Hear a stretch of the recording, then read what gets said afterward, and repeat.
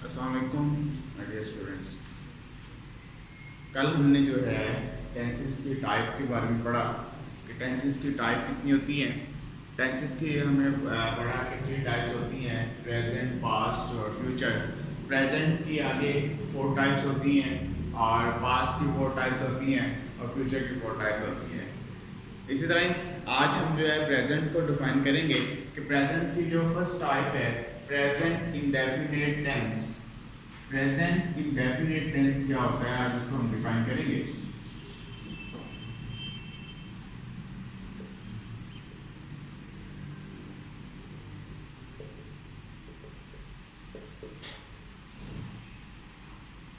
Present indefinite tense, याद रखने वाली चीज ये है कि हमें टेंसेस में बुनियादी तौर पर 2 चीज़ों की ज़रूरत पड़ती है। हमें टेंसेस में बुनियादी तौर पर कितनी चीज़ों की ज़रूरत पड़ती है? 2 चीज़ों की ज़रूरत पड़ती है।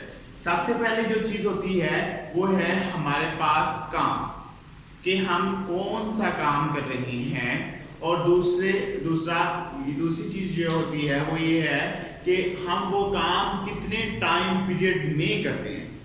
यानी कि यहाँ पे हमारे पास कितनी चीज़ें हैं? 2 चीज़ें हैं हमारे पास। सबसे पहले जो है हमारे पास काम है, उसके बाद हमारे पास टाइम पीरियड है। यानी कि काम हम कौन सा कर रहे हैं और कितने टाइम पीरियड में कर रहे हैं। कोई भी टेंसेस आपके पास आ जाए तो उसमें सब ये 2 चीज़ें जो होती हैं वो बुनियाद रखती हैं। यानी कि उनमें ये जो है काम क्या कर रहे हैं और कितने टाइम पीरियड में कर रहे हैं, ये चीज़ें जो है हमारे पास जो है वो पूछ जाती हैं। आपके के सारे टेंस जो हैं इन 2 चीज़ों पर बुनियाद रखते हैं। तो सबसे पहले हमारा जो टेंस है वो है प्रेजेंट इंडेफिनिट टेंस। प्रेजेंट की टाइप आ जाती है प्रेजेंट, फर्स्ट टाइप है present indefinite tense. Present indefinite tense में प्रेजेंट क्या होता है? प्रेजेंट टाइम कौन सा है? प्रेजेंट में क्या मतलब होता है? टाइम कौन सा है।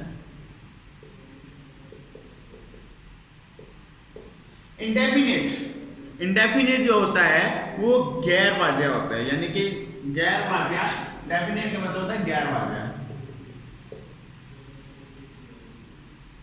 अब गैर वाज़िया में कहता है कि इंडेफिनिट ये ऐसा काम या ऐसी चीजें हैं जिनको हम करते हैं।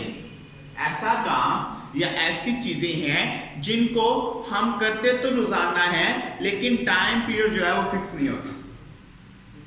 जिनको करते तो हम रोजाना है लेकिन टाइम पीरियड फिक्स नहीं होता।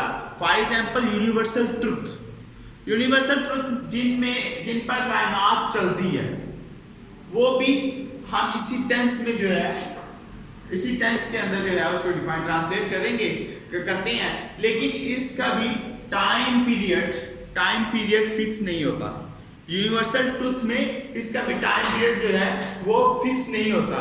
मिसाल के तौर पर यूनिवर्सल ट्रुथ है ना, बारिश बरसती है, बारिश बरस रही है, लेकिन बारिश कब बरसती है, कितनी देर तक बरसेगी और कब बरसेगी, ठीक है। यानी कि ये बारिश के बरसने का हमें पता नहीं है, लेकिन बारिश बरसती है। ये यूनिवर्सल ट्रुथ है, ये गैर वाज़िया चीज है, ये इंडेफिनिट टेंस के अंदर जो है वो यूज होती है। और कितनी देर तक ये बरसेगी ये हमें जो है नहीं पता होता। अब ये देखो कहता है मैं सुबह सवेरे नाश्ता करता हूँ।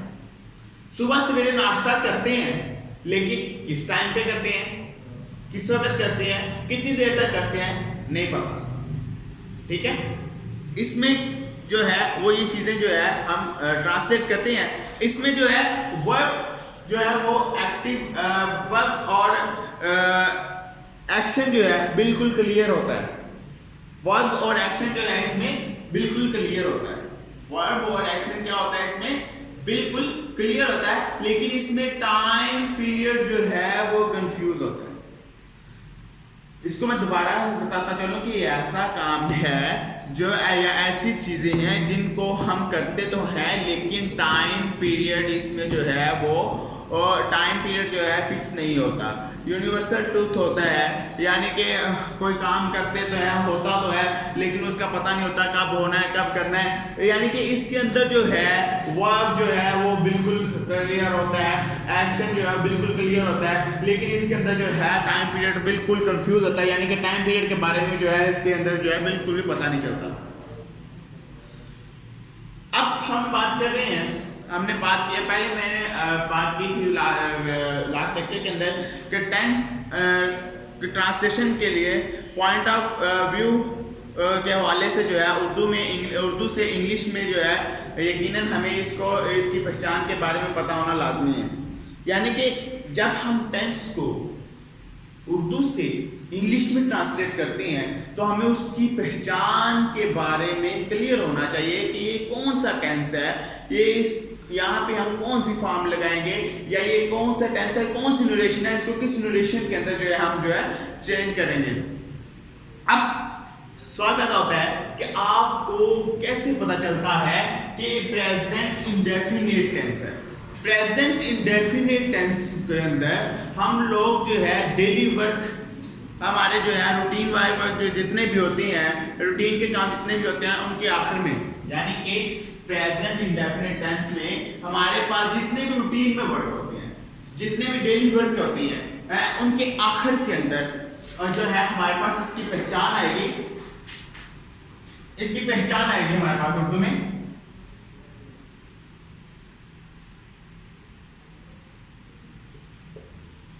उर्दू में पहचान है इसकी ता है, ती है, ते है, ताहू,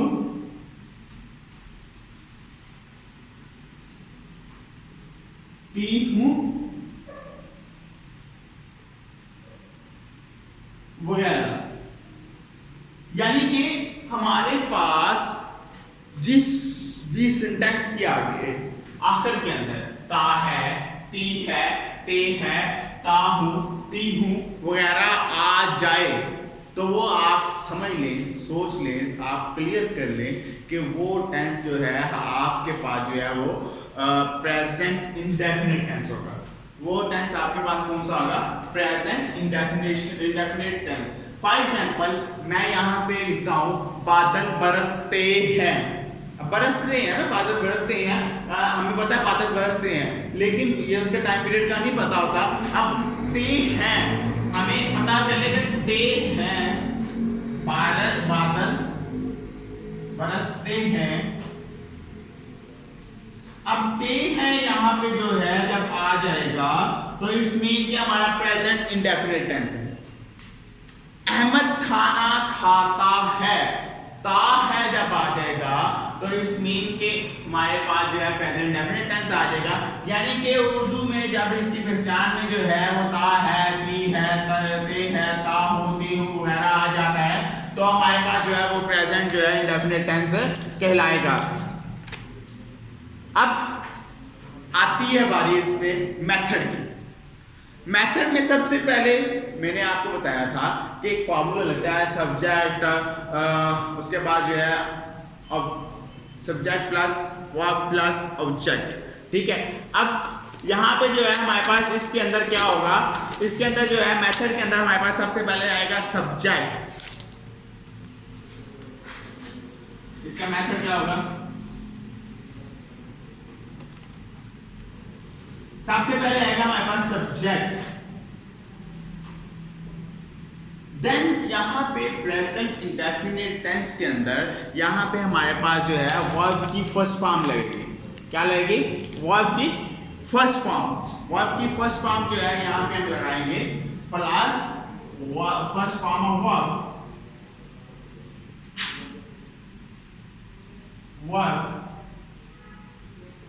फिर उसके बाद जो है क्या होगा? ऑब्जेक्ट आएगा। उसके बाद क्या होगा? ऑब्जेक्ट। ये आ गया हमारे पास मेथड। जब भी हम ट्रांसलेट करेंगे सबसे पहले जो है हम सब्जेक्ट को ऐड करेंगे। यानी कि जब भी ट्रांसलेशन करेंगे तो टेंस सेंटेंस के अंदर जब भी कोई जुमले को हम इंग्लिश की उर्दू से इंग्लिश के अंदर ट्रांसलेट करेंगे तो जुमले में सबसे पहले हम सब्जेक्ट को ढूंढेंगे, उसके बाद उसकी वर्ब की फर्स्ट फॉर्म लगाएंगे, उसके बाद जो है हम ऑब्जेक्ट को लगाएंगे। ठीक है, अब सबसे पहले हम यहाँ पे जो है हम जो सबसे पहले जो है प्रेजेंट डेफिनेट टेंस के में वर्ब की पहली फॉर्म जो है वो लाजमन प्रेजेंट डेफिनेट टेंस के अंदर जो है वर्ब की पहली फॉर्म लिखेंगे। अब यहाँ पे जो है ये मैं आपको प्रेजेंट डेफिनेट टेंस है, इसकी आगे मजीद 4 टाइप्स होती हैं। ये पॉजिटिव भी होता है, नेगेटिव होता है, इंट्रोगेटिव होता है। ठीक है, ये आज हम जो है यहाँ पे कर रहे हैं पॉजिटिव्स। ठीक है, पॉजिटिव सेंटेंस।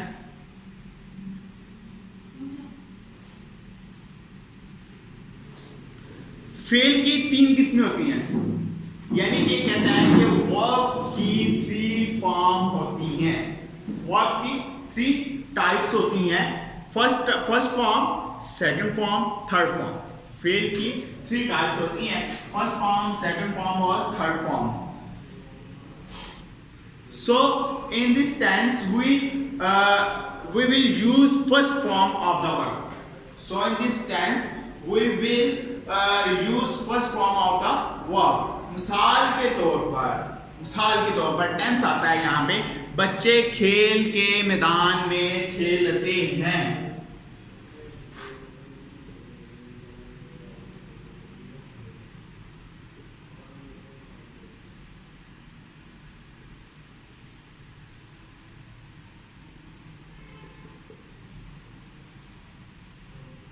बच्चे खेल के मैदान में खेलते हैं। अब सबसे पहले मैंने कहा है कि जब भी आपके पास कोई टेंस आए, ट्रांसलेशन सेंटेंस आए उर्दू से इंग्लिश में ट्रांसलेशन करने के लिए, तो सबसे पहले हम जो है सब्जेक्ट लगाते हैं। अब इसमें सब्जेक्ट क्या है? सब्जेक्ट यहाँ पे जो है हमारे पास बच्चे हैं। ठीक है, यानी कि काम करने वाला जो है वो सब्जेक्ट होता है। काम करने वाला कौन होता है? सब्जेक्ट होता है। अब सब्जेक्ट हमारे पास क्या है? बच्चे हैं। बच्चे को इंग्लिश होती है चिल्ड्रन। अब क्या कर रहे हैं बच्चे? वहां पे यानी कि हम यहाँ पे वर्ब लगाएंगे। वर्ब क्या है? बच्चे खेल रहे हैं। Children play. अब कहाँ खेल रहे हैं? In the ground, in the play ground.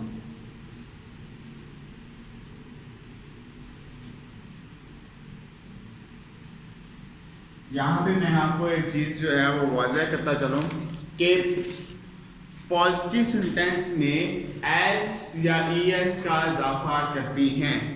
Positive sentence के अंदर जो है हम प्रेजेंट डेफिनेट टेंस के पॉजिटिव टेंस के अंदर जो है पॉजिटिव सेंटेंस के अंदर जो है टेंसेस के अंदर जो है हम एस या ईएस का इजाफा करते हैं। लेकिन एस या ईएस का इजाफा कहाँ करेंगे? अगर सिंगुलर सब्जेक्ट है तो हम फेल की फर्स्ट फॉर्म में जाएंगे। अगर हमारे पास सिंगुलर सब्जेक्ट है,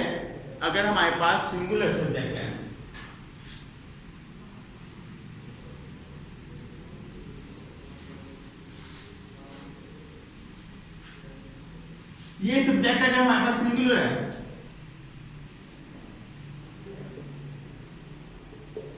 देन हम जो है वहां पे जगह अगर हमारे पास सिंगुलर सब्जेक्ट है तो हम जो है साथ में फर्स्ट फेल की वर्ब की फर्स्ट फॉर्म इस्तेमाल करेंगे। सिंगुलर सब्जेक्ट है, वहां पे हम जो है वर्ब की फर्स्ट फॉर्म जो है वो इस्तेमाल करेंगे। कहता है सिंगुलर क्या होता है? अब सिंगुलर इसमें कौन कौन से? सिंगुलर हमारे पास आ जाती हैं ही, शी, इट, या किसी भी लड़की का नाम हो, लड़के का नाम हो या बेजान चीज का नाम। ठीक है, किसी भी या लड़की का नाम हो या लड़के का नाम हो या बेजान चीज का नाम हो, वो हमारे पास जो है वो क्या आ जाता है? सब्जेक्ट, सिंगुलर सब्जेक्ट आ जाता है।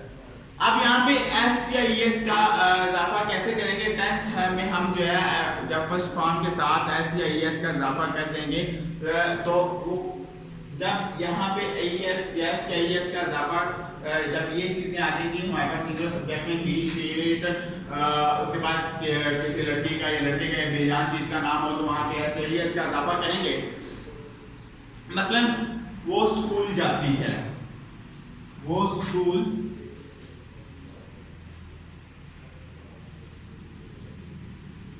जाती है, he go to school, he go to school।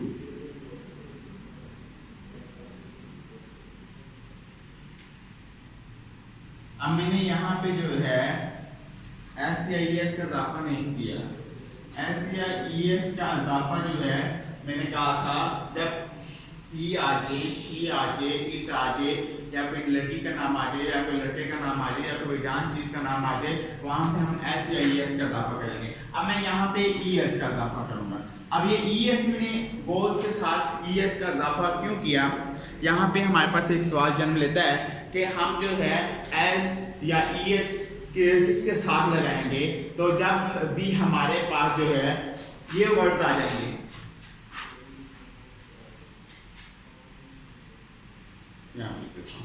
जब भी हमारे पास जो है ओ आ जाए, ओ आ जाए, डबल एस आ जाए, एक्स आ जाए, ओ आ जाए, डबल एस आ जाए, एक्स आ जाए, ठीक है, या फिर एस एच आ जाए, या फिर सी एच आ जाए, एस एच आ जाए या फिर सी एच आ जाए।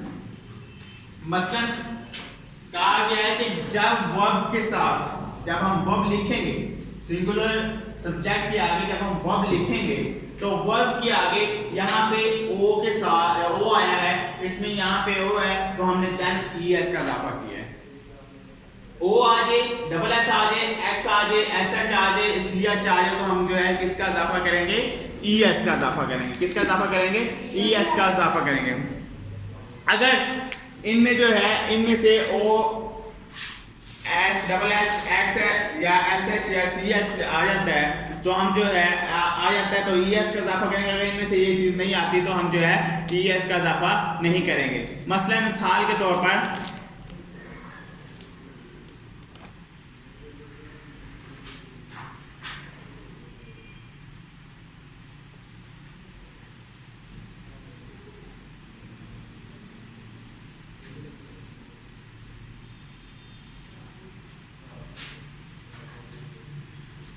she finished her lunch, she finished her lunch,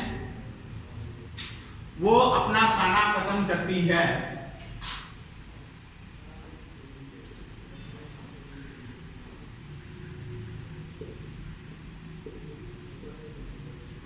ठीक है, वो अपना खाना खत्म करती है। she finished her lunch।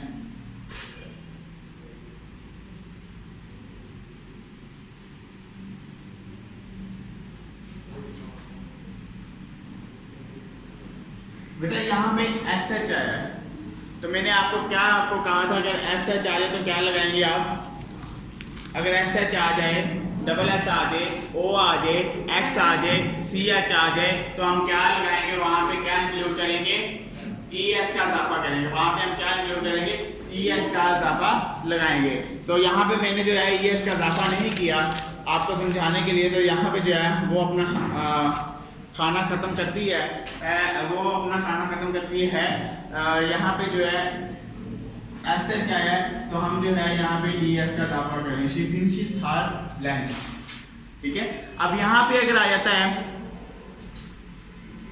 She play in the ground,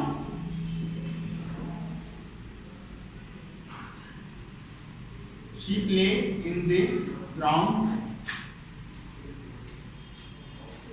अब यहाँ पे वाई आया है, वाई आया है, मैंने कहा है कि जब वाई जो है यहाँ पे मैं लिखा था अगर आपके पास जो है डबल एस आ जाए, ओ आ जाए, एक्स आ जाए, सी एच आ जाए, एस एच आ जाए, देन आपने जो है चीजें यूज करनी है और ई एस का इजाफा लगाना है।